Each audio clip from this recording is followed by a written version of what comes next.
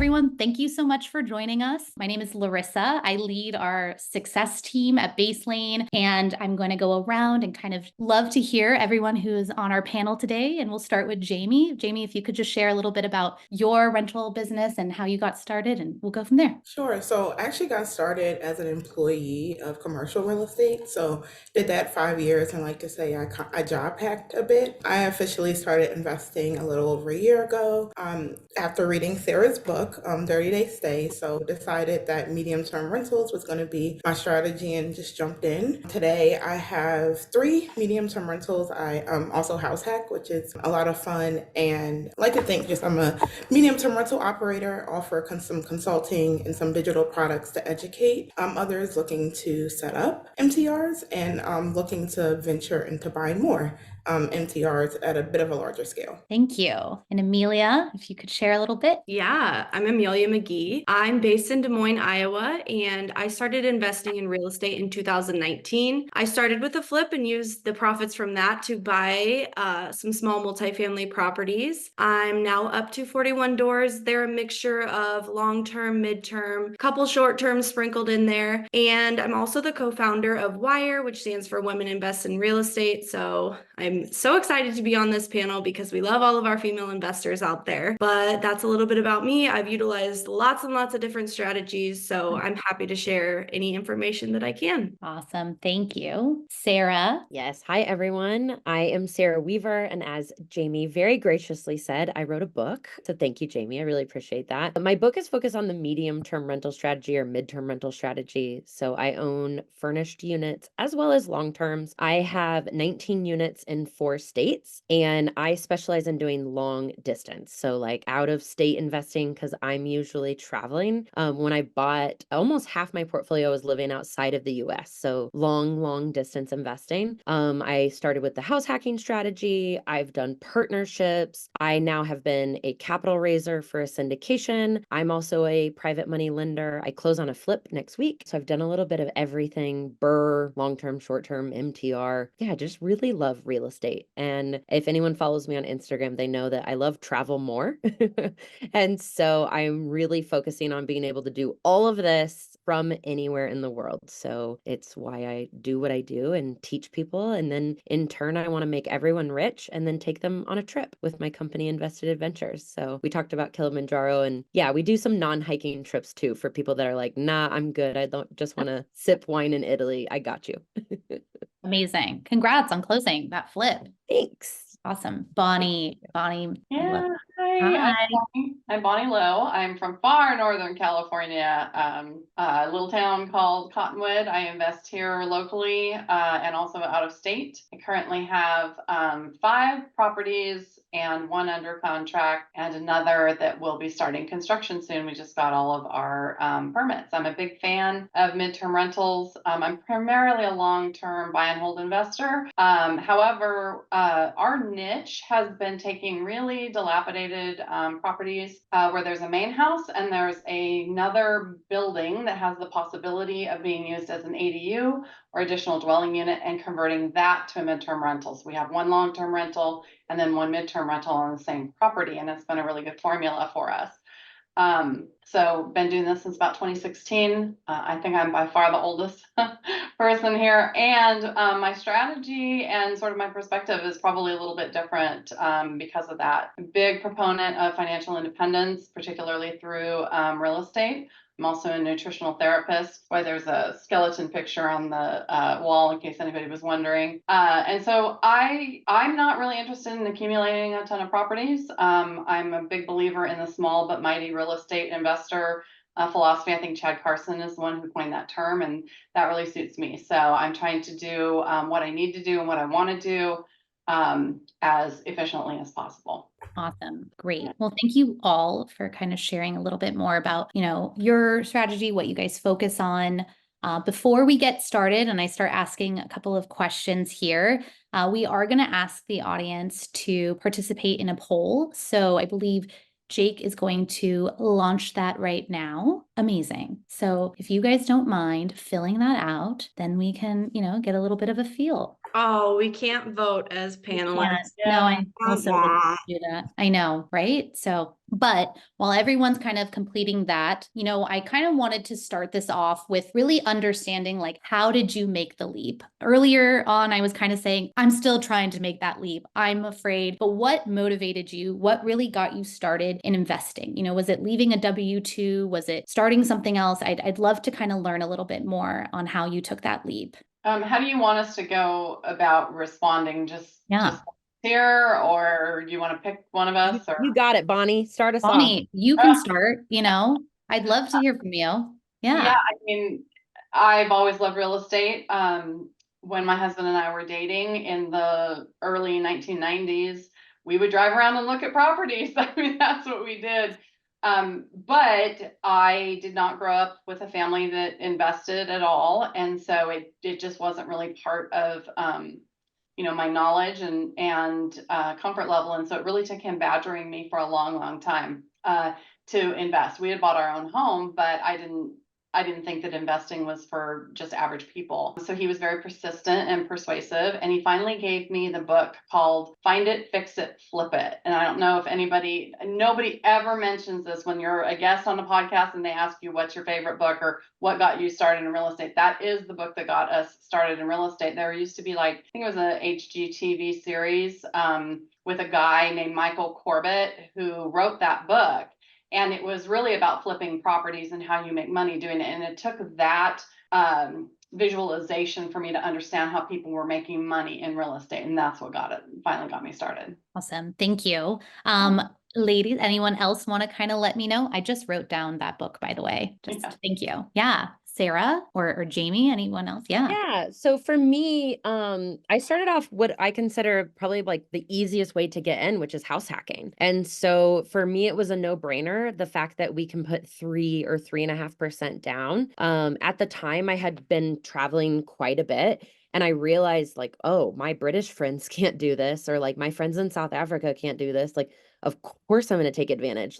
It's crazy to me that they would pre-approve me for $400,000 when I'm making $42,000 a year. And so for me, it was just a no-brainer. And it's funny, I caught myself so much that first house being oh yeah, my tenants. And they're like, Sarah, they're your roommates. Stop calling them your tenants. And I was like, yeah, I'm going to stage the house. And my friends were like, no, you live there. You're furnishing it. I was like, oh yeah, you're right. And so I definitely went in with the mindset of an investor. So I bought the crappiest house in the nicest neighborhood. I have since changed my investing strategy, but that's what I knew. Probably Bonnie from HGTV. And so I knew that that's what I wanted. And then I just thought, oh, I'll just buy one every 1 to 2 years. Surely I'll be able to, scrounge together $5,000 to $7,000 every 1 or 2 years. And in 10 years, I'll have a nest egg. And then in 30 years, when the mortgages are paid off, I'll be rich. And then I learned a lot since then. But definitely that first house was just, I took a bet, and I took a bet on myself. I think that's something that I would encourage everyone here to do. And I know the women on this panel have done that, is at some point you just have to bet on yourself. And so my first 3 properties were house hack, house hack, house hack. And then I got more creative and did burr, partner. But my first 3 properties were a house hack. Good to know. Just wanted to give you guys a little bit of a feel for who's joined us and kind of to learn a little bit more. So we do have a lot of small to medium-sized landlords or investors that are here with us, which I love. A lot of interest in midterm and long-term, or that's what they're doing currently. Short-term, fix and flip. A couple of commercial here too. And, just wanted to kind of share some of their goals, right? So it's generating that passive income, build a business and retire early, and then also just generate enough wealth to fly private. Oh, I love that one. That's a good one. And also just kind of understanding what are your biggest challenges in real estate? So I'm trying to grow my portfolio, but I'm unsure of next steps. And I'm not sure if I can still manage my properties alone. So going into that, I would love to kind of learn, what are some, lots of people are kind of nervous about investing in 2024. And I think this is kind of a good idea of understanding, what are your thoughts on the market? What can we assure some of our users here that are joining us and such? Well, one thing I'd like to say to the person who's nervous about being able to scale and still self-manage their portfolio, you can do it. Actually, just wrote a book too for Bigger Pockets called The Self-Managing Landlord. And it's on pre-order right now. It comes out officially April 25th, but I think you can get the ebook delivered and then the actual book will be delivered on the 25th. But I self-manage all the way up until 36 stores. So you can definitely do it. It's really important to start documenting everything you're doing right now and creating SOPs and quick guides and all of that that make it a lot easier. But I just want to reassure you that you can do it. But about the market's definitely different than it was when we started investing. I was actually just talking to Sarah about this on a call a little bit ago. We started investing, Sarah, 2017, me in 2019. Interest rates were lower. You were able to find more deals. So right now, I think the big thing is just really having a great grasp on running the numbers with the new interest rates and the prices. So if there's one thing that you can focus on doing to move forward, it's getting really good at running the numbers on a rental property. Love that. Yeah, I think to like piggyback what Amelia said, I actually started investing last year. So my interest rate on my first home my first investment property that I actually bought as a second home, I think it's 8.75%. It's gross. It's really high. But I bought a home that was $116,000. And so my PITI is 885. And so the numbers worked on that as a medium term rental. And so I think that there's still deals to be had. One thing that I've kind of played around with was seasonality. So I closed on my property January last year in Philly. A lot of people aren't moving to Philly, even away from Philly because it's cold in January. And so it's really able to come down, although it was a newly flipped home, and really come down on the price. So I would say like there's always, hard finding deals. I'm looking for like multifamily right now and struggling a bit, but I just say like be persistent and pick a way to find deals and really be consistent with that. So whether it's working with agents, whether it's, it's like marketing, direct to sellers, whatever that method, just like pick it and be consistent and then consistently, run numbers and make offers because it's really a numbers game. You have to see a certain amount of deals to make a certain amount of offers, certain amount of offers to get a property. And so just, keep staying in the flow will help you get to your next investment. Yeah, and I think I'll piggyback off of that because I think what's dangerous is we've like written this narrative like, oh, interest rates are so high, interest rates are so high. However, I mean, do you want to own property in 3 years that you bought this year or do you not? And I can't answer that for you guys. Like you need to make that decision, but I think that people need to be careful like what narrative they're listening to and what's fueling their decision making. Because Amelia's exactly right. Like I own a long-term rental that cash flows $800 a month. That's pure cash flow, setting aside capital expenditures, vacancy, repairs, maintenance. I set aside 30% for all of that. Still cash flowing $800. That's probably not going to happen when I buy a long-term rental, even in Des Moines and Omaha, at the interest rates that we're at right now. But does that mean that I'm not buying? Well, no, I'm just adjusting my expectations for the performance of that property. I still want to buy property. And now, I mean, I need to buy property for tax reasons. And so there's a lot of different reasons that someone gets into real estate, but my best advice is to only listen to people that you want to emulate. If the people around you are talking about how interest rates are really high, you need to ask yourself, how much are they buying? Do they have the portfolio that I want? I would be really careful of who you're listening to. Very true. Very true. And I also want to mention, it's difficult to find cash flowing deals on the MLS right now. And so you need to be looking at other ways to source your deals. We've had good success buying from wholesalers, and I know wholesaling is kind of a controversial topic, and we've all had, I'm sure, those emails and the phone calls from wholesalers where it's pretty clear they don't know what they're doing. And so this is where You have to have a little bit of experience. You've got to do your due diligence, but you can find those deals. Having relationships with agents who will bring you more of a pocket listing. That's kind of when something comes in and they have a buyer in mind right away. You want to be that buyer so that you get it from the agent before it hits the MLS, so that there's just less competition. The last long-term / midterm rental that we purchased was exactly like that. A very good friend of mine is a realtor and brought it to me because she thought it would fit exactly what we were looking for, and we were able to negotiate before it went on the MLS. So I think if you're just running the numbers by looking at what's on the MLS and you're very frustrated and you're feeling down, it's time to think about some other ways to source your deals. Love that. Thank you. I'm absorbing all of this.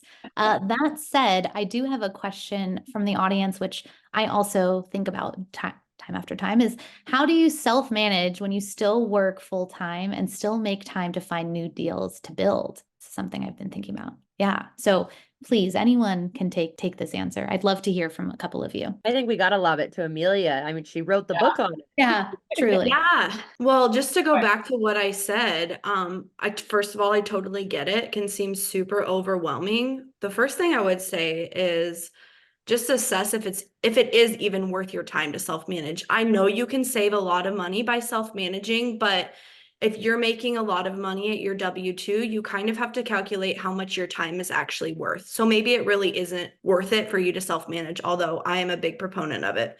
The second thing that I would say is really, like I said, getting those systems and processes set up the first time you do something, or starting right now. Start documenting every single process that you're doing, so you're not reinventing the wheel every time you have to onboard a tenant or set up a new lease or do a turnover, communicate with your cleaner. That should all be documented out and become second nature. So you're spending 10 minutes instead of 2 hours doing those tasks every week. I would say when I was self-managing 36 stores, I was spending maybe 5 hours a week on my portfolio.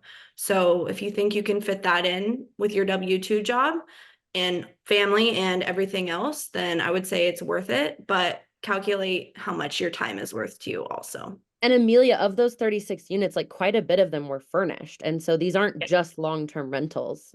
Tell us a little bit about that makeup, because I think that's what blows people's mind. That's a great point. Yeah. So 8 of them were midterm rentals, which are a little bit more hands-on. You're going to have more turnover, and all that comes with that, the cleanings. So that is where it's really important to also have a really strong tech stack, which is something I haven't mentioned, but the standard operating procedures, systems and processes, plus a really strong tech stack. So do you have automated messaging that you can use? If you're a short-term operator, are you using automated pricing software? Jamie loves Monday.com. I've just started using Monday.com a few months ago. It's a project management software. It really keeps you organized. I would also look into that. So good point, Sarah, but you can do it. And Sarah, I know you self-managed for a long time as well, and you had a mixture of MTR plus your long distance. So I guess long distance, how do you do that? Yeah. Well, I text Amelia a lot. Hey, do you have a plumber? Hey, do you have a painter? So Amelia and I talk a lot. I think what I do, I just have to plug Amelia's book again, you guys, because like don't reinvent the wheel. Like people have figured out how to do this, and I'm actually halfway through. I called Amelia this morning to let her know. And there's an entire chapter just about inherited tenants or onboarding tenants. Guys, just do exactly what it says. So like don't reinvent the wheel, first off. And then secondly, how I do it remote is you learn to have a different mindset. So for example, on Sunday, so just on Sunday, I was in the car with another real estate investor that Amelia and I know. Her name's Maddie, and my mom and my grandma. And I got that text that you don't want to get, which is from your cleaner. And she was doing a same day clean, of course. And there is water in my basement. Nothing like terrible. We're not talking about like standing water, but water in the basement. You're not excited about that. And then the door wouldn't shut, and meaning like the door had expanded in some way or the hinges. And I'm not going to lie, I like we dropped Maddie off because I didn't want to like fall apart in front of her. But when we dropped her off, I did burst into tears. I want to be completely honest with you guys, because I already like, I'm trying to like be present with my grandma, and I'm trying to figure out like, am I going to leave in 5 hours to go on this road trip? And sometimes you just have too much going on, and it was overwhelmed. I just got overwhelmed. So I wiped my tears and I was like, okay, what do I do? And I texted my handyman. Like, what else was I going to do? And so it's the same thing if I lived in town. Let's say that this rental was my Kansas City property because I happen to be in Kansas City. What am I going to do, guys, about standing water? Like, there's nothing that I know then that I can't get from texts and videos and phone calls with a plumber. And so treat all your properties like they're long distance, because even if that had been in Kansas City, I'm not going to ruin my day with my mom and my grandma and go run over to my property. So that's the first thing. And it's all mindset. And so tears, I can tell you, are very few and far between now. That was just happened. I mean, it happened a few days ago. So I just want to be completely honest with you guys. But now, most of the time when I get that text, there's no tears. It's like, oh, okay, go into solutions mode. So you text your plumber, he's not available. You text your next plumber, he's not available. And maybe you don't have Amelia's number, because Amelia and I do believe in boundaries. So we don't give our numbers out all the time. So then what would you do? Well, guys, if you're in this audience, go to, the forum and Baseline, or go to Facebook and look for other investors in the market. It's one of the many ways that Amelia and I got connected, is because she invests in the same market that I do. And so my network is so important to my ability to self-manage. And even while we got on this call, my cleaner just texted me like, hey, the unit looks great. Another unit that she's cleaning. And so it's not all bad news. But I just wanted to be honest with you guys that even still, sometimes I feel overwhelmed. And so I just want to repeat what Amelia said. Self-managing isn't for everyone. I still self-manage because I've kind of mastered having a VA be my person in between me and the tenants, of a virtual assistant between me and the tenants. But also sometimes self-managing isn't the right fit. Hire someone like Jamie who will do it for you. Which I do kind of want to go off of that too. I'm gonna jump in here too. You know, I'm looking out of state, and a big thing is like, to be honest, I'm type A. There's no way I can, the control, right? Like I have this control factor, and in my mind, I'm like, how am I going to buy something that I have no idea who's going to be able to look at it? And maybe I'm not buying in an area that I know anybody. Who can I trust? Like how often do I need to get there? All of these thoughts are coming into my mind about like, if I get a property manager, what does that look like?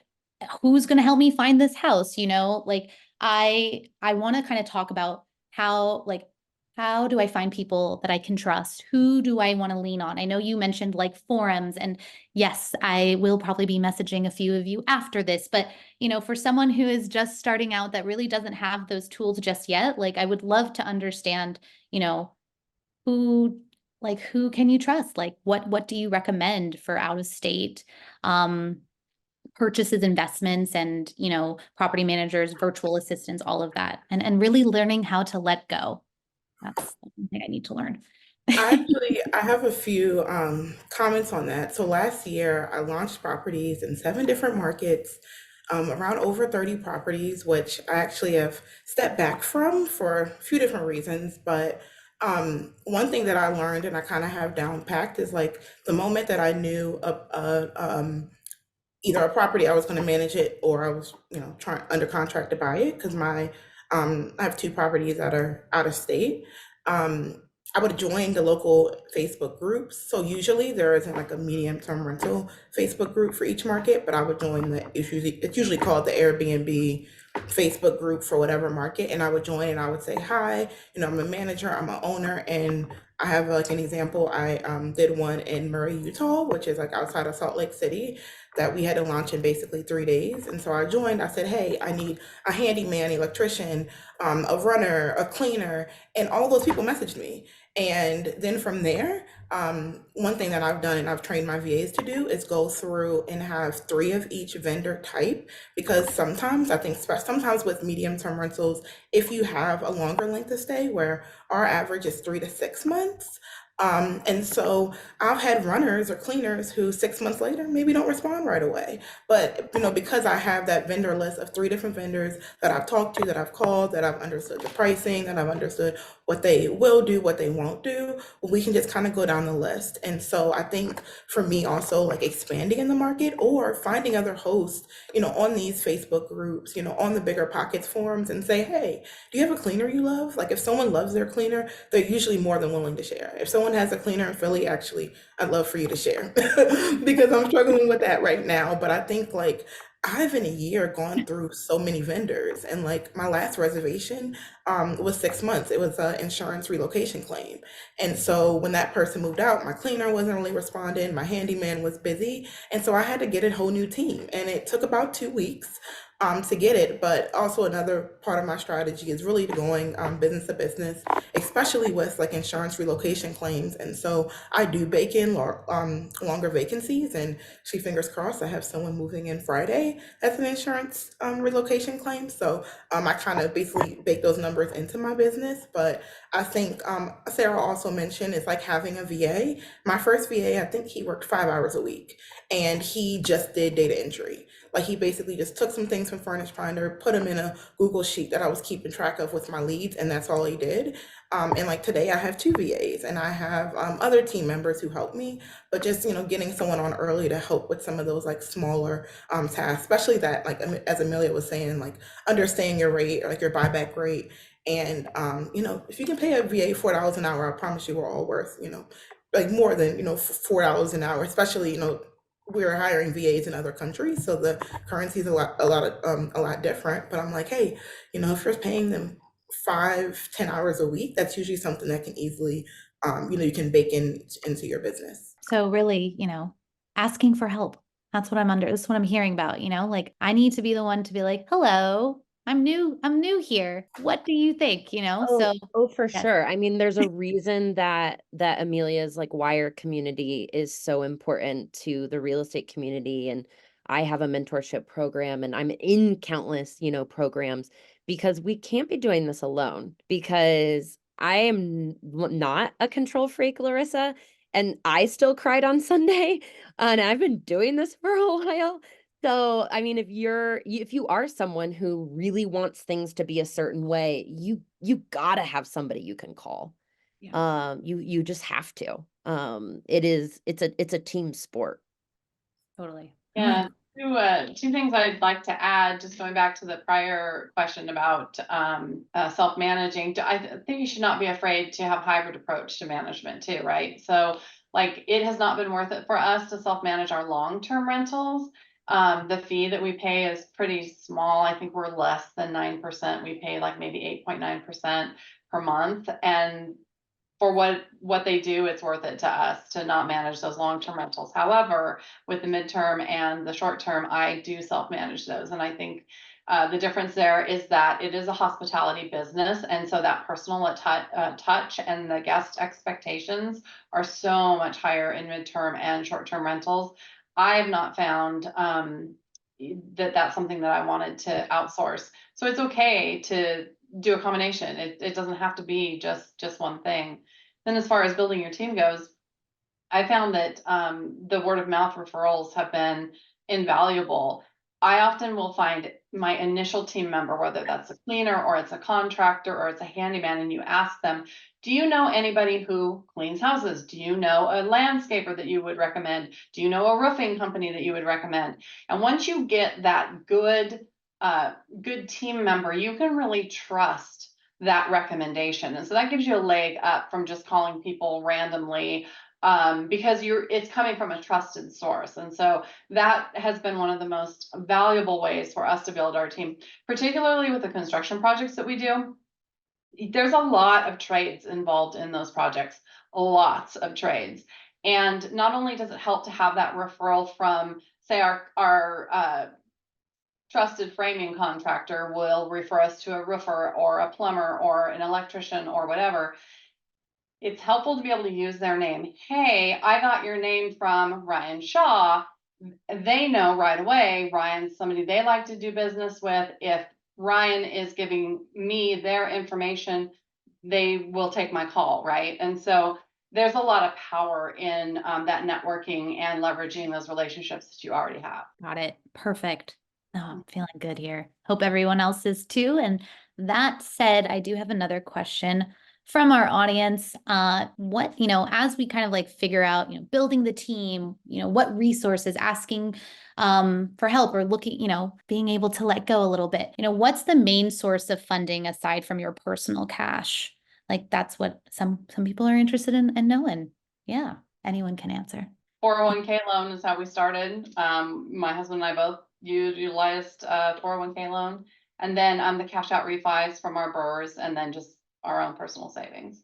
That's pretty much what we've done. Hard money, we've done a little bit of all those things. Oh yeah, go for it. Partnerships is a big one for me personally. Of the 41 doors that I own, 12 of them are solo, and the 29 others, if I'm doing the mental math right, are with partners. So that's huge. Private money is also a big one for me.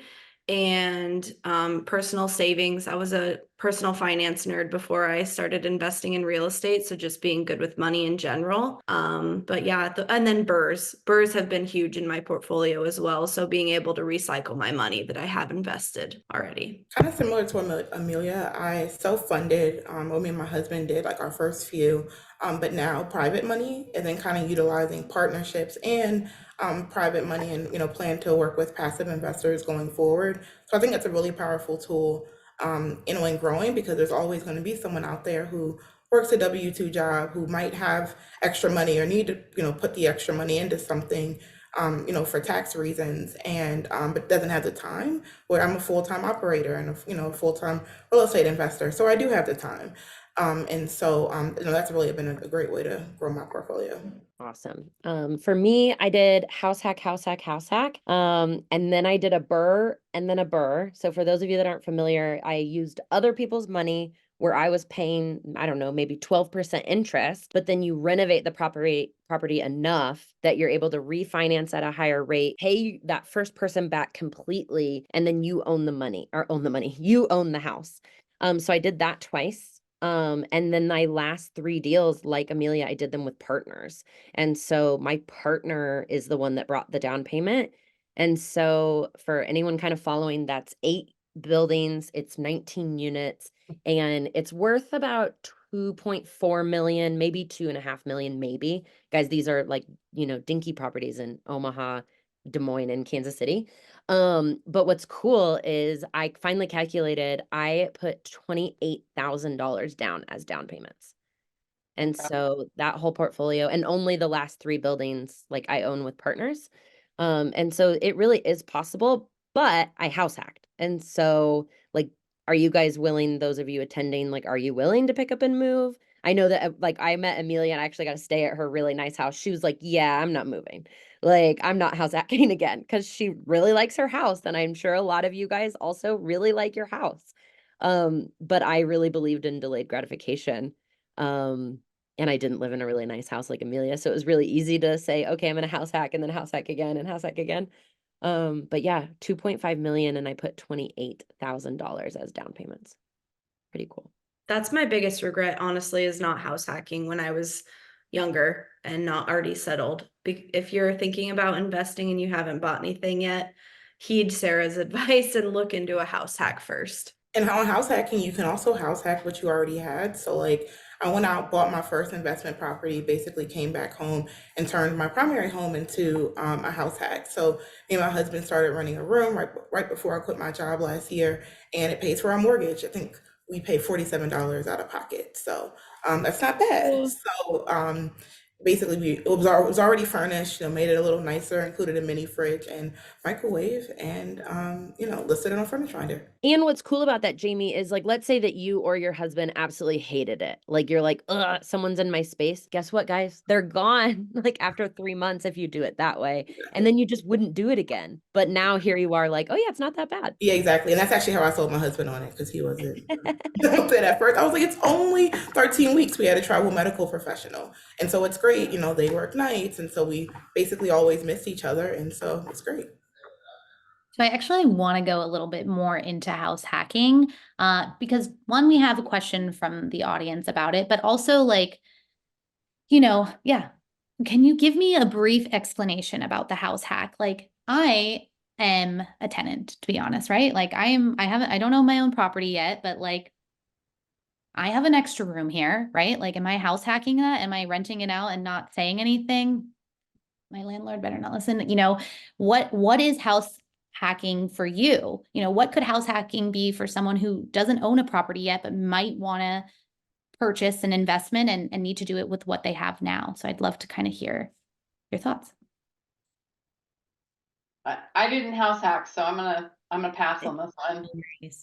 I'll take this one. So for me, house hacking is having the ability to pay your mortgage through any type of the strategies that I'm about to share. So Jamie's is a great example. She's renting out a room in her house. For a lot of people, they might not want to do that. That's exactly how I started. I rented out every room in my house, and I lived in the smallest room. And then I rented out the master of the own house. Like my first house that I bought, I rented out the master. And then I even rented out the garage. And so that's another thing to be thinking about, you guys, is like, do you have a parking space? Like my friend Jess, she like rents out a parking space on her driveway to someone to store their fancy Sprinter van. So like I would consider that like a unique way to house hack. Or do you have a shed in the back that you can collect, you know, storage rent from, just to like get your guys' wheels turning? And then when you don't want to have roommates, I feel like I like upgraded and I did a duplex. So my tenant lived downstairs and I lived upstairs. But your girl's frugal, so I got a roommate. So I had a roommate there. Then finally I was like, okay, I'm gonna try not having a roommate. And so I bought a 4-unit, and the unit is a 1-bedroom, 1-bath. I'm not living, you know, in the living room or in the bathroom. So I did not have a roommate, but I lived in that 1-bedroom, 1-bath. And then the other 3 units are rented out. And in a perfect world, like similar to what Jamie said, like they pay all or almost all of your mortgage. Good to know.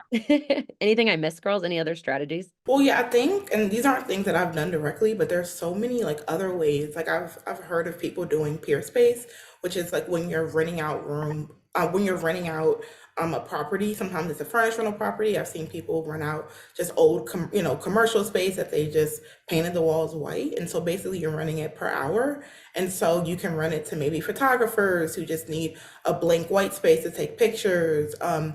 I know And this someone. is not a brothel. These are not inappropriate pictures, you guys. These are legit, okay? Yes, yes. Like, you'll see like maybe someone can't afford to own or rent a studio full time. And so they'll want to, go and rent space to take photos maybe once a week or something like that. I've seen Netflix and Hulu. One of the brokers that I work with, she rents out to Netflix and Hulu when they have shows. She's in DC proper. And so she's able to, I guess they need a living room for certain shows. And they rent out her living room for a few hours a day. And I think they have a 3-month contract. So that's also, and then she's not house hacking. She has 2 like residential tenants on top. But imagine, she was also living there. And there's so many, so there's like, different ways. And I think like maybe not everyone is comfortable, sharing a space, but I think you can also get, especially if you're looking to buy something for house hacking, I'll say multiple bathrooms is a huge thing. Like in the way that my condo is set up, we have 3 bedrooms. So I bet with my husband, I was like, okay, you'll still have your man cave. So he still has his man cave to do, I don't know, man things. And I have like my little reading nook in our bedroom. So we both have our own space. And then we have a third, bedroom and bathroom. And so we don't share our bathroom with the tenant. Because for me, like that was my boundary. So you can set whatever the boundary is. You can even, like if you travel a lot like me, well, I think Sarah probably travels the most out of all of us.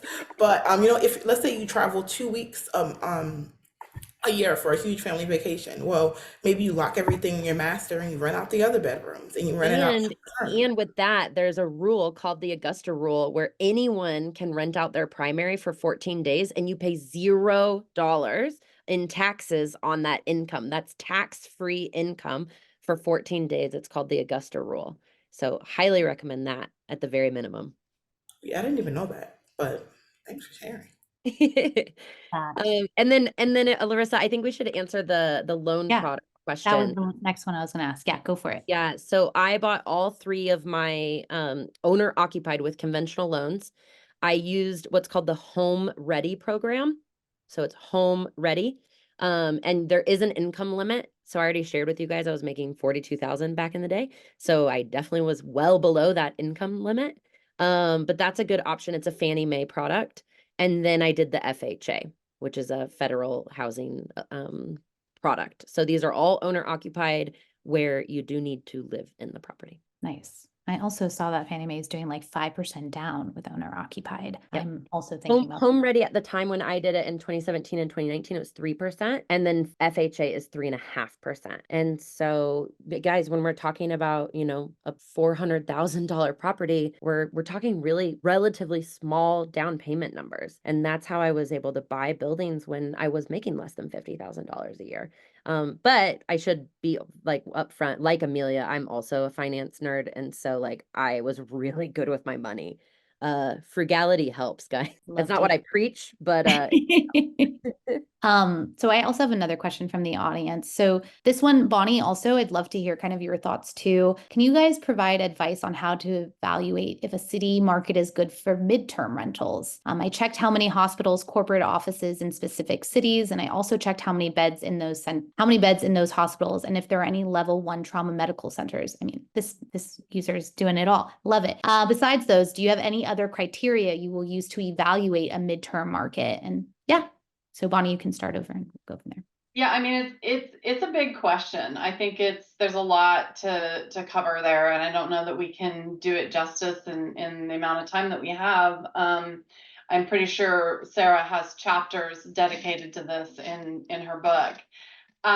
So I think what I would start with is, you know, midterm rentals were historically associated with travel nurses. You'll notice that both Jamie and I are really intentional about using the term travel medical professionals because the world of folks that are traveling for medical services is much larger than nurses. So you've got anesthesiologists, you've got respiratory therapists, physical therapists, lab technicians, x-ray technicians, like the whole gamut. But that said, even beyond that, the world of midterm rentals is really opening up. So it's great to do things like looking at whether or not there is a hospital in your area and whether or not those hospitals are using travel staffing, because they don't all. But think broader when you're thinking, you know, potential tenants or guests for your midterm rentals. It could be corporate placements, it could be insurance placements, could be folks that are relocating to the area. I get a lot of requests from seasonal workers. For example, we have a big Forest Service presence up where I live, and they tend to come into town during the summer firefighting season, and they're looking for places to stay, which for us is a very long season. It's not just like a 3-month summer placement. We get a lot of traveling construction workers, like big road and electrical underground construction. There are areas where the film industry is very big and they utilize a lot of midterm rentals. So there are a lot of different guest types coming into the area for different reasons. And so you really have to get a feel for the area that you're looking at and try to understand who is coming there and why. Most areas will have some type of Facebook group that's specific to their city, town, region, whatever. And if you get on there, you'll see a lot of the conversations with people posting like, hey, I'm coming to town because I have X reason. I'm looking for housing, and that gives you a good idea. One of the dead giveaways for midterm rental markets viability is whether or not there are extended stay type hotels in the area. That's always a good indicator that people are looking for furnished housing. And then I would look on places like Zillow and apartments.com as well. Most people associate those with unfurnished long-term rentals, but that's being utilized more heavily by midterm rental hosts and people looking for those spaces. And then of course the OTAs, the online travel agencies like Airbnb and Vrbo have 30+ day stays, and you can do searches in your area as well to get an idea for what's out there and who's looking. Furnish Finder, of course, is sort of probably the most well-known marketplace for midterm rentals. So all of those are great resources, but there's way more than that. That's just like the tip of the iceberg. Awesome. Thank you. That is. Yeah. Anyone else want to kind of like jump on that, or we could go into another question. A lot of our attendees are super asking some great ones. Like for instance, someone is taking a chance and applying for a HUD grant to provide affordable housing for the elderly and grandparents taking care of grandkids for 20 million. I've never done this before, and I realize I need partners. Where do you suggest I look? And we did kind of talk about partnerships. Like, where do you look? Yeah, would love to hear from anyone who wants to jump in. I would just ask a question, maybe a clarifying question. What type of partners are you looking for? I asked because I was a grant writer, and so what automatically comes to mind for me when you're applying for a HUD grant is the types of questions that they ask in the application. So are you looking for money partners? Are you looking for like trades to help you build out the facility? Are you looking for partners that would be operators of the facility? Those are the things that come to mind for me. So it's not really an answer, it's more of a question to your question. Got it. Well, actually, I do have a question for you all about partnerships. Some of you have purchased properties with partners, and, is that just because now, you've been doing this for a while, so you have networked and kind of trusted other investors that you want to work with? How did that kind of come about? I'd love to kind of hear that too. For me, I really know like my strengths, and then also I don't like saying weaknesses. I like saying my areas of opportunity or where I need a partner. And so for me, I'm an operator all day, meaning I like to manage the property. Like I just got back from my property in New Orleans where I wasn't working the whole time, but basically we got an Uber and rode around town so I could take pictures of like the extended stays to find to get some tenants in there. And so like being like the boots on the ground or hiring the boots on the ground is really like my strong suit, but I'm not strong in finding a deal. Now I can analyze the deal, but it's really hard for me to like constantly be in communication with brokers or marketing and things like that. And so my first partnership was with my mentor who only buys properties creatively. And so basically she had an opportunity to negotiate a property, to negotiate a deal that was already furnished. So she was like, oh, I'm calling Jamie because maybe this will make a great MTR. She, negotiated the terms and then brought the deal to me. And so, we basically worked out an agreement where, 50-50 and defined her task and defined my task. And I think for me, just even like just being in charge of the acquisition, I want to know what's going on, but I really, my strong suit is taking the property from closing and operating it and being the asset manager and things like that. And so for me, it was like really just partnering with someone who brought skills that, maybe I didn't have. And also she's great at raising money. So we're looking at some larger projects now and, working together to raise money on some larger multifamily deals. And so those were two things I was looking for. Anyone else? Yep.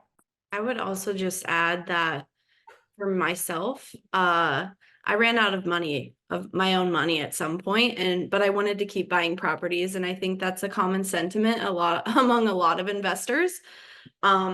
Especially if you're not utilizing the burst strategy or you didn't inherit a bunch of money, eventually you're going to need to look for funds elsewhere. So I personally started with my inner circle. So I would recommend making a list of 10 to 20 people that you already know. That could be family members, close friends, people that you know that have good jobs, other entrepreneurs, other small business owners. Make a list and just start having casual conversations with those people. It doesn't even necessarily need to be, hey, do you want to partner with me on real estate?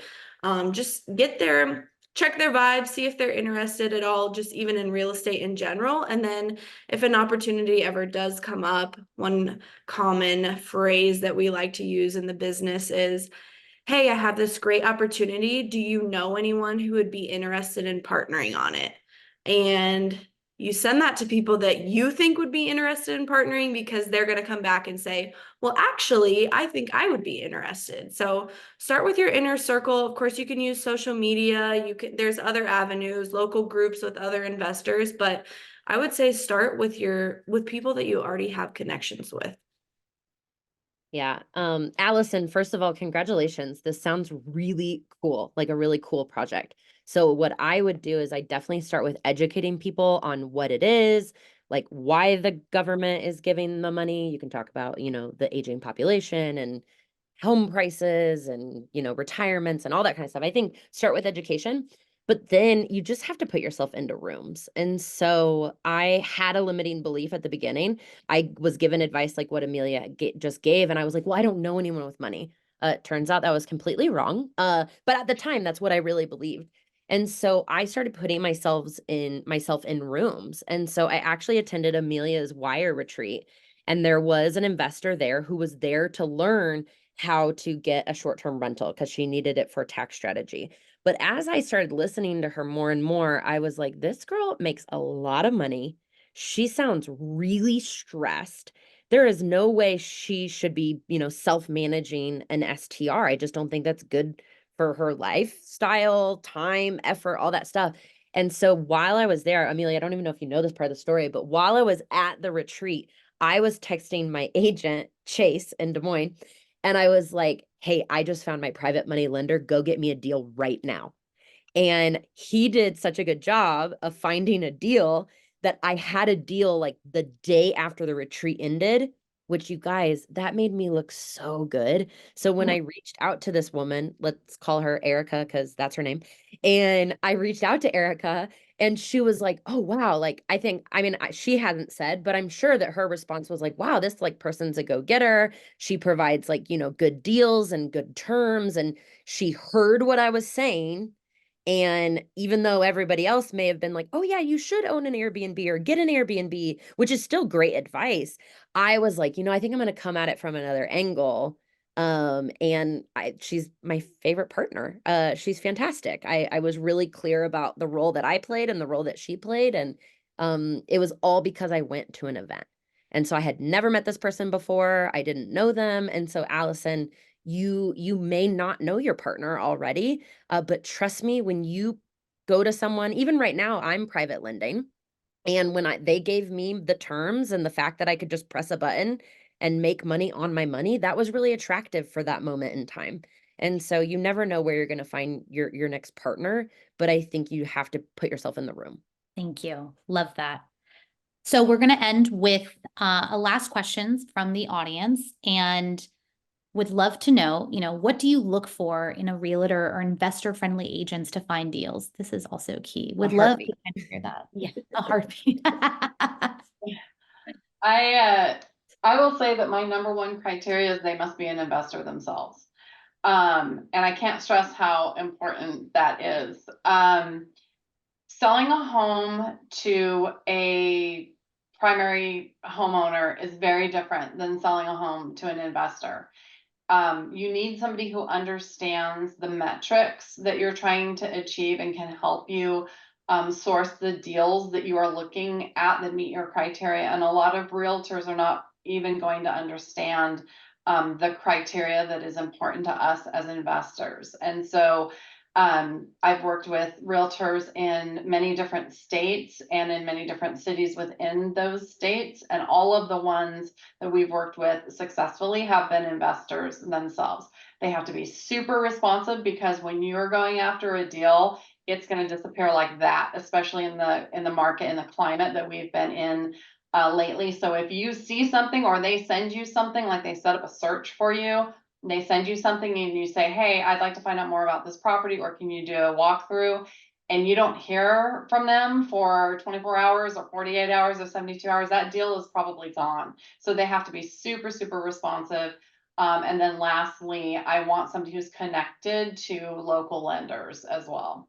Because that a lot of times, like, I may bring my own lender, but if I can find a local lender, that might be the key to the deal for me. And so those are the three things I'm looking for. Somebody who's an investor themselves, somebody who's very quick and responsive, and then third is connected to local lenders. Writing this all down. This is great.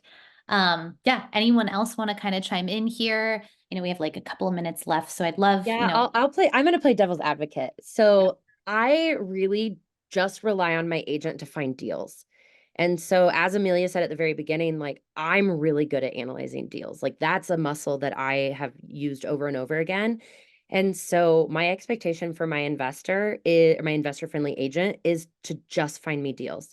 So if they put me up on like an automatic drip email from the MLS, next, like that gets moved to spam, they're not my agent. Like, I want them out there hitting the pavement. Like Chase, I mean, he found a deal in 2 days.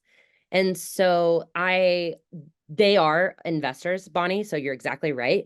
However, my very second deal came from an agent that hadn't invested yet, but he was young and hungry, and he was right. It was a damn good deal, but I'm not relying on them to analyze it. And then this might sound crazy, but I don't even have them walk the property until my offer's been accepted. Because guess what? I want to be their favorite client. So I don't waste their time at all at the beginning. Maybe later I'm texting them like, I need you.